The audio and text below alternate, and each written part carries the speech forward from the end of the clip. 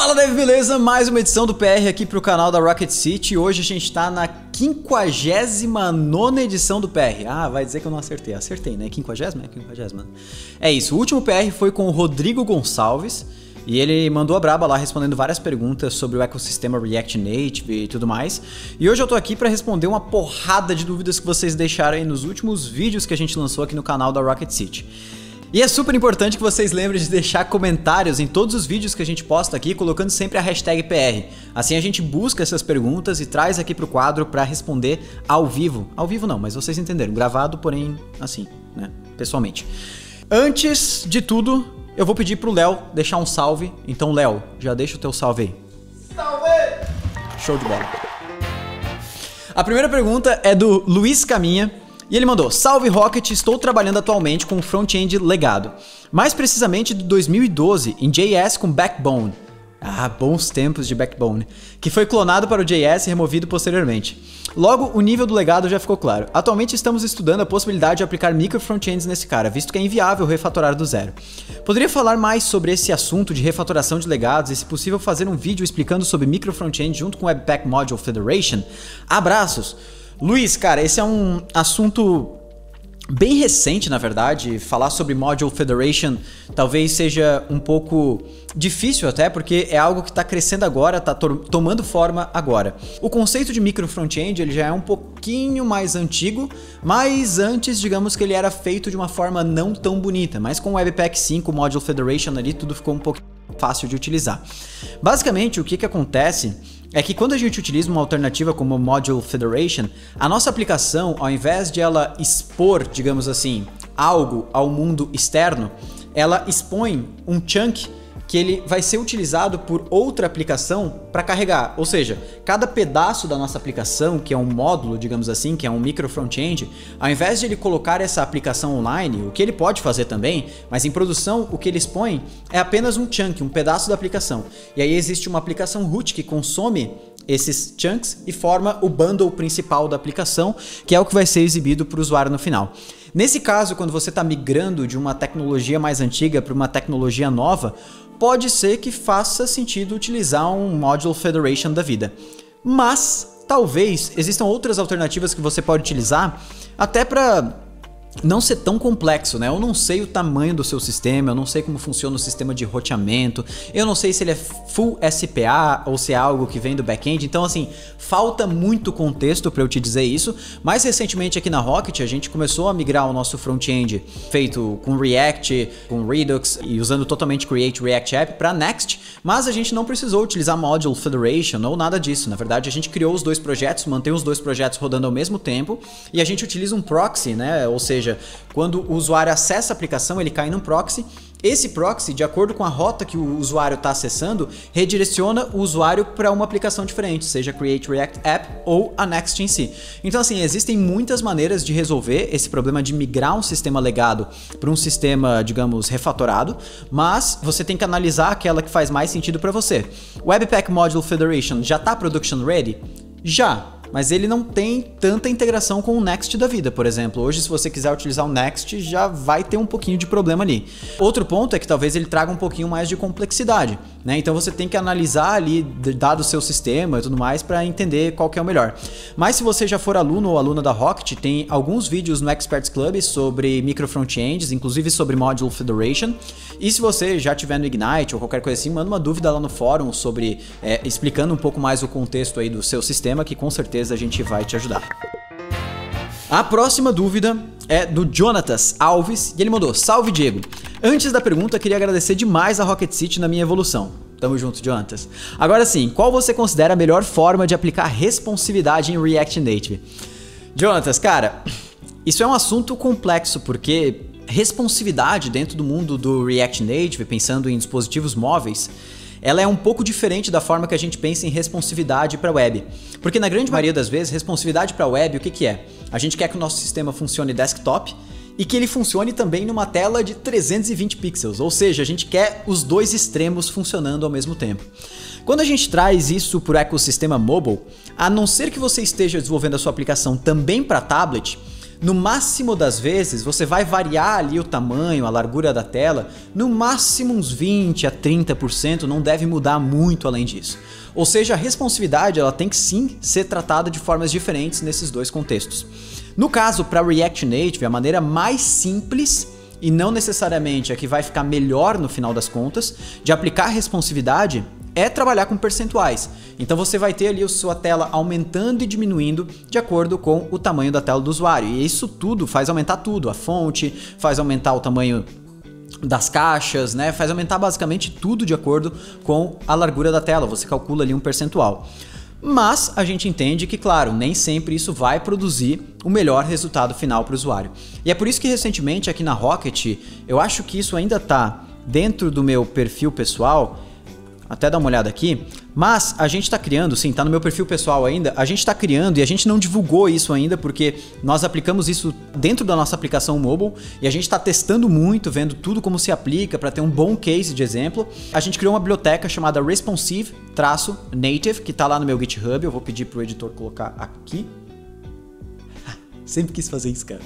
Essa biblioteca ela te ajuda tanto a lidar com essa questão de aumentar e diminuir o tamanho das coisas baseado no tamanho da tela, quanto também customizar a estilização baseado no tamanho da tela. Então lá dentro dessa biblioteca a gente cria breakpoints, ou seja, para cada tamanho de tela você seta, digamos assim, um breakpoint. Small, extra small, medium, large e por aí vai. E você consegue customizar, esse elemento eu quero que apareça somente em telas maiores que tanto, ou telas com breakpoint acima de tanto. Então você consegue fazer essas coisas. E essa biblioteca ela foi muito inspirada na maneira de fazer responsividade em bibliotecas de interface declarativa como o Chakra UI, o Theme UI, né, onde a gente consegue ter para cada valor CSS uma variação desse valor para cada tamanho de tela. Então dá uma olhadinha lá depois, vê se o que a gente colocou lá de documentação já supre as tuas necessidades e se tiver qualquer problema, não esquece de abrir uma issue lá, a gente troca uma ideia. A próxima pergunta aqui é do Vinícius Santos e ele mandou: salve Diego, parabéns pelo conteúdo do vídeo. Eu não sei qual vídeo que é, mas obrigado, Vinícius. E ele mandou: qual a maneira correta de se utilizar o Postgres e o Mongo simultaneamente na minha API? Por exemplo, tem uma tabela de notificações no MongoDB utilizando um campo User ID. Como posso trazer o avatar desse meu usuário de uma maneira performática, sendo que ele fica armazenado no Postgres? Vinícius, cara, vou te dar duas respostas, tá? Primeiro, tem necessidade de tu estar utilizando o Mongo, cara, só para isso? Será que não poderia ficar dentro do Postgres? Porque lembra que, na maioria das vezes, quem está começando com banco de dados tem a falsa sensação que só por utilizar um banco NoSQL, por exemplo, vai estar sendo mais performático. E não é nada disso, tá? É muito maior a chance de você cair em problemas como esse que você está caindo e deixar a sua aplicação mais lenta do que ela deveria estar. Então, assim, primeiro, não dá para mover tudo isso para dentro do Postgres. Segundo, pensando que não dá, você não pode replicar o campo de avatar dentro do Mongo, assim você já vai ter essas informações do usuário no momento que você precisar disso. Então essas são as alternativas. Agora, não consegue fazer nenhuma das duas, infelizmente você vai ter que fazer duas queries ali e meio que correlacionar os valores, que é o pior dos casos, porque vai deixar provavelmente tudo menos performático. A próxima pergunta aqui é do Lucas Piccolo. Me lembrou daquela música, lembra? Porque eu não quero Babidi. Oi, só quero Daburá. Eu quero que você... Tá. Ele mandou: salve família, estou tendo problemas em encontrar bons side projects para melhorar meu domínio em contextos fora do meu dia a dia. Alguma dica? Cara, Lucas, a dica que eu te dou e que eu sempre fiz na minha carreira foi tentar copiar funcionamentos de aplicações que já existem. Mas tem um GitHub bem legal chamado App Ideas, inclusive a gente abordou, tem um vídeo aqui no canal que ele se chama Como Pensar e Construir Aplicações do Zero para o Seu Portfólio, alguma coisa assim. Se o editor encontrar, ele vai deixar aqui também. É um vídeo que eu explico onde ter ideia, como pensar no layout da aplicação, como pensar nas funcionalidades da aplicação. Então dá uma olhada nesse conteúdo porque é muito massa, mas eu recomendo você dar uma olhadinha nesse GitHub que se chama App Ideas, que lá tem várias ideias de aplicações de vários níveis diferentes para você aplicar que fogem do contexto tradicional. A próxima pergunta é do Natanael Cruz e ele mandou: salve Diego, minha grande dificuldade é o que testar. Poderiam fazer uma mini aplicação dizendo o que deve ser testado e tals? Natanael, boa ideia de vídeo, cara, muito massa a gente trazer um vídeo pra cá sobre o que testar e realmente é a grande maioria das dúvidas, né, das pessoas. Essa dúvida, na verdade, quanto mais prática você tem com testes, mais ela vai sumindo ao longo do tempo. Mas, no começo, é muito importante que você teste as coisas que podem dar errado, que na grande maioria das vezes é quase tudo. Mas no começo, quando você está aprendendo testes, é importante que você teste aqueles fluxos que são um pouco mais complexos, que eles têm muita variação, sabe? Então, imagina que você tem um fluxo na sua aplicação que é de fechamento de compra.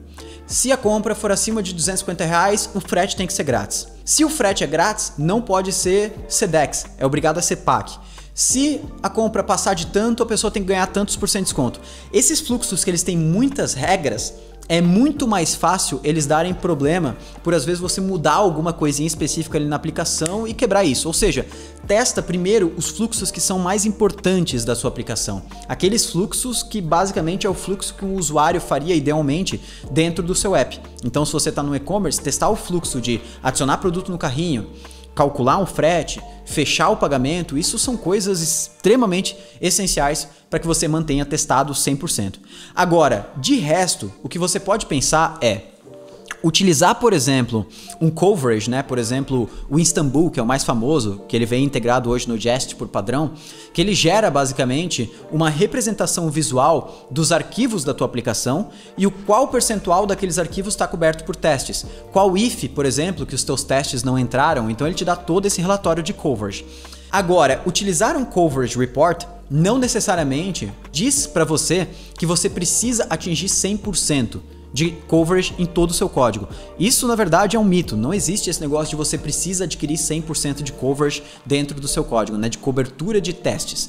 O que é mais importante é que você saiba exatamente quais são os testes importantes, ou seja, os testes das funcionalidades, dos fluxos importantes para você, e as coisas talvez que não são tão importantes testar, uma lógica ali muito simples, você pode deixar para testar aos poucos com o tempo e ir adicionando, pensando que você está começando a escrever testes numa aplicação que já existe. Se você está começando uma aplicação nova, recomendo que você já inicie com testes, tente manter um fluxo de TDD, alguma coisa assim, para te auxiliar no desenvolvimento das features em si.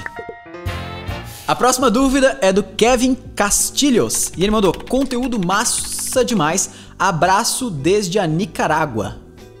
Ô louco, hein?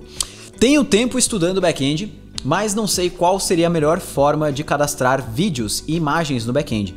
Se por upload ou só colocar o URL. Vocês são massa demais. Obrigado por tudo o que fazem pela comunidade. Kevin, isso vai muito do caso de uso da tua aplicação, vai muito de como o teu usuário está acostumado a fazer isso.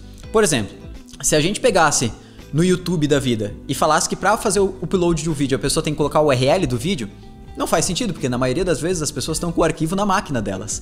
Agora, na tua aplicação, pode ser que a sua aplicação ela não queira lidar com todo o processo de upload de vídeo. Então é mais fácil você pedir para a pessoa colocar o link ali do YouTube, por exemplo, do vídeo que ela já subiu em outro lugar, e você só exibir isso, né? Então depende muito do caso de uso da sua aplicação, muito do quanto o vídeo é uma entidade importante para você dentro da sua aplicação, né? Por exemplo, no caso da Rocket City, onde a nossa plataforma ela é muito baseada em vídeos, o upload ele é feito o arquivo físico para dentro do nosso servidor, porque a gente não pode perder acesso a isso nunca, histórico disso nunca, né? A gente não pode pedir um link para um vídeo no YouTube, porque se o YouTube cai, a nossa plataforma vai cair todos os vídeos também, ou se bloqueia o nosso vídeo, vai cair também. Então é muito importante você entender a importância disso para o seu negócio e aplicar da melhor maneira. Não existe resposta certa para isso não.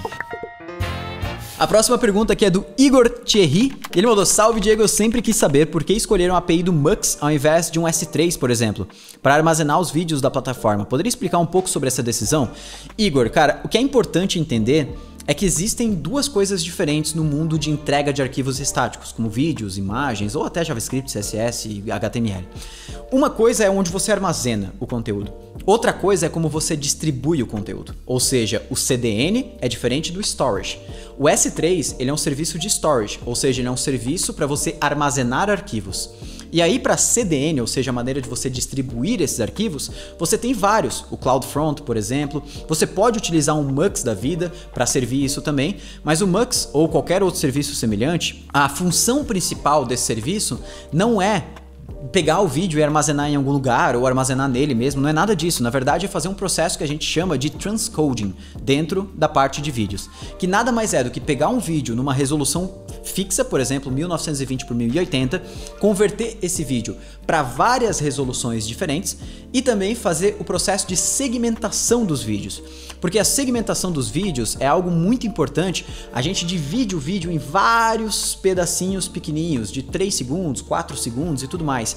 Isso permite, por exemplo, quando o usuário está assistindo o vídeo, a gente ir carregando segmento por segmento aos poucos. Então você vai ver que geralmente a barra lá de carregamento ela vai carregando de pouquinho em pouquinho. E se a gente percebe que a internet do usuário ficou melhor ou pior, a gente começa a carregar segmentos de outra resolução, mas é um segmento do mesmo vídeo, do mesmo tempo, cortado no mesmo tempo da outra resolução, só que ele vai alternando isso. Então isso são padrões, os mais famosos se chamam HLS ou Dash, padrões de transcoding de vídeo realmente. E claro, daria pra gente ficar falando aqui sobre transcoding de vídeo. Pô, quem sabe a gente poderia trazer um vídeo completão sobre isso. Eu trago algumas pessoas aqui que entendem muito sobre isso, seria bem massa.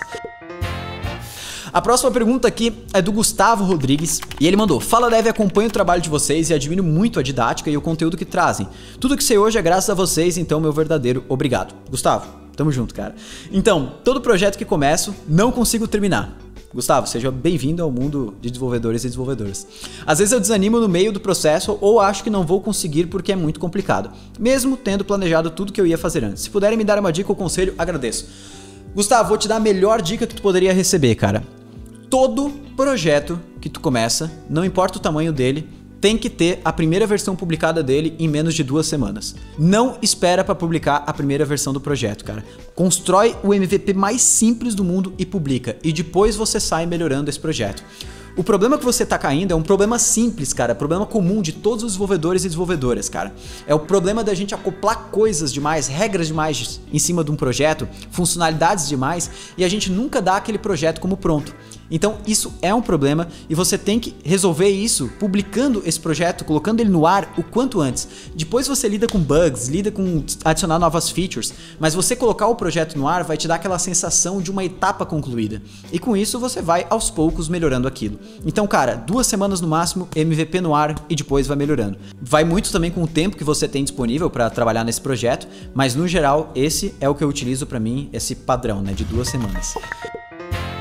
A próxima pergunta e última aqui é do João Carlos Dias e ele mandou: Salve Diego e pessoal da Rocket City. Salve! Estou iniciando os estudos com o Jest e minha dúvida é: o que eu devo testar na minha aplicação através de testes unitários? Legal. Testes unitários a gente tem que entender, eles são a base da pirâmide de testes, né? Inclusive tem um podcast muito legal que a gente fala sobre isso. Mas testes unitários, eles servem pra gente testar coisas isoladas da nossa aplicação. Ou seja, se a gente for pensar que a gente tem testes unitários, testes de integração, testes end-to-end, tanto testes de integração quanto testes end-to-end, eles testam como as coisas funcionam juntas, como vários componentes da nossa aplicação funcionam quando eles estão unidos.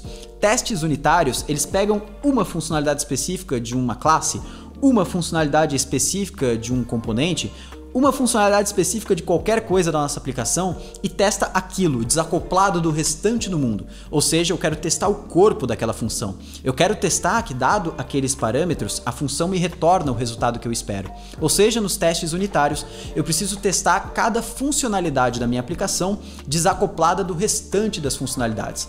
E é muito importante que nos testes unitários a gente não produza side effects, que é o que a gente fala. Ou seja, dentro de testes unitários, a gente precisa manter os nossos testes de uma maneira com que sempre que a gente trouxer os mesmos parâmetros, eles sempre vão dar os mesmos resultados. Ou seja, a gente não pode depender de fatores externos, como a timestamp atual, ou, por exemplo, uma API estar no ar ou não, ou uma API estar muito lenta e isso afetar o nosso teste, ou um banco de dados da vida. O nosso teste unitário ele precisa ser desacoplado de tudo isso. E para isso a gente tem mocks, tem várias maneiras de resolver isso, a gente pode lidar com isso utilizando o conceito de inversão de dependência. Inclusive teve um PR da Dani aqui, que eu acho que que tá até no título, que ela fala sobre in-memory repositories. Isso é um padrão que a gente usa dentro do back-end, por exemplo, para fazer testes unitários sem depender de um banco de dados, trabalhando com dados na memória. Então existem vários padrões, com o tempo você vai aprendendo isso aos poucos, então não se desespera. É só importante entender que os testes unitários, eles testam funcionalidades desacopladas das demais funcionalidades que a gente tem na aplicação. E eu vou me despedindo por aqui, esse foi mais um PR, cara, eu liguei o modo turbo aqui, respondi todas as perguntas de vocês, e não esquece de deixar aqui nos comentários mais perguntas com a hashtag PR e também em todos os vídeos que a gente tiver daqui pra frente, sempre lembrar de colocar hashtag PR aí nas dúvidas. Lembrando que o próximo PR é o de número 60, então quem vai estar aqui? Não sei, né? Por isso, fiquem ligados que logo a gente tem mais conteúdo. Um grande abraço e valeu! Porque eu não quero de oi, só quero dar buraco. Eu quero que você pegue no Kamehameha. Então vai, levanta a mão, esqueça a Madivu. Agora tira porque a música fica meio, né?